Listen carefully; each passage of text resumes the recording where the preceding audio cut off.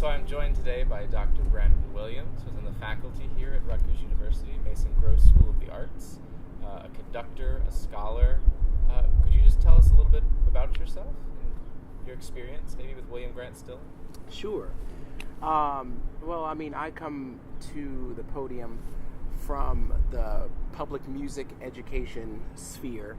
I taught music in the public school, middle school and high school, did some community choir work, children's choir work for some time in the Midwest before doing the doctorate, and now I'm quite excited to be here as the assistant professor of choral music and choral music education.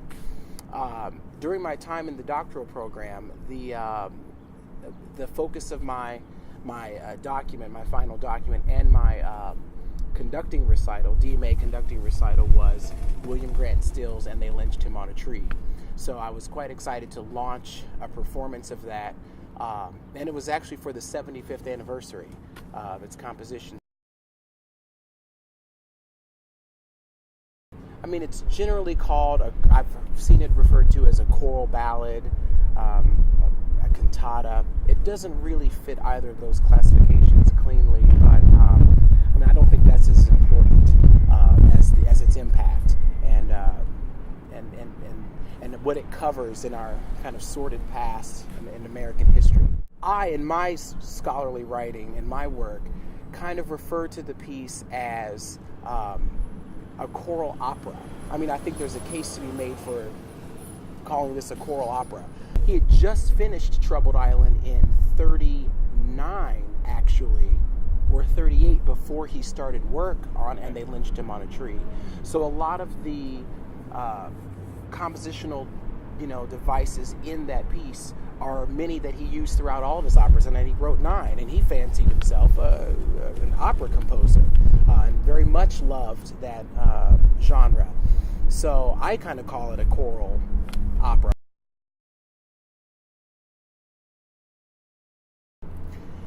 Yeah, it's quite heavy and dense and dark, but it is our history.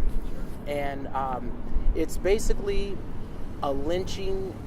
The piece starts after a lynching has taken place, and the story unfolds. We kind of get some more information throughout as the piece progresses, but the scene starts with a white chorus singing, or I should say the lynch mob, that is singing as they rejoice in their recent kill. So they're singing texts like, "We've swung him higher than the tallest pine.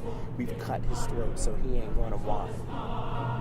And it's basically, this is over, it's nice out, sun, the moon's coming out, the stars are starting to show, let's get out of here.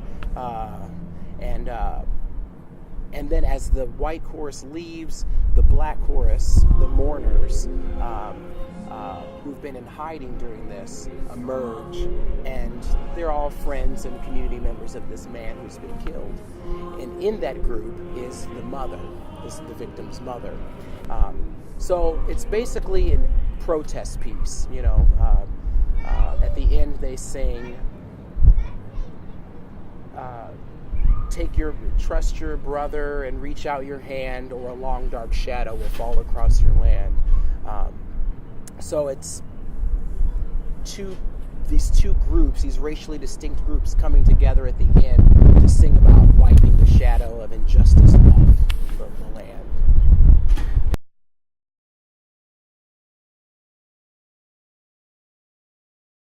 For me, I think just forcing people to deal with, as Alan Locke said, that this piece was courageous chastisement for our democracy, in the review that he wrote for the piece. The images served as another level of chastisement, and it forces us to grapple with our sordid past and grapple with stuff that many would argue is still happening today, but in a different form. So there were lots of tears, there was a gratitude for the opportunity to be a part of something like that. There was a sense of being enlightened about issues they were not aware of. A lot of people were not even aware of the of those images and how easy it is to obtain those images of lynchings that were published in newspapers and distributed sold as postcards. And many of those things are, a part of memorabilia in many museums and in homes, and odd pictures that people just find lying around in their, grandparents or parents, effects. They find stuff like that. So it's there, and it's a dark reminder of our past. But the beauty of the piece is that it's a reminder that change is necessary and possible.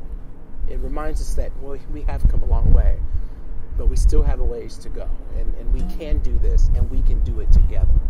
And I think that overall sense was kind of in the air at the end of the performance.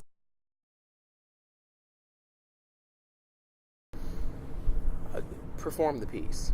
I think a lot of people are turned off by the title, turned off by the subject matter, and most recently, a lot of friends who are conductors have mentioned, and these are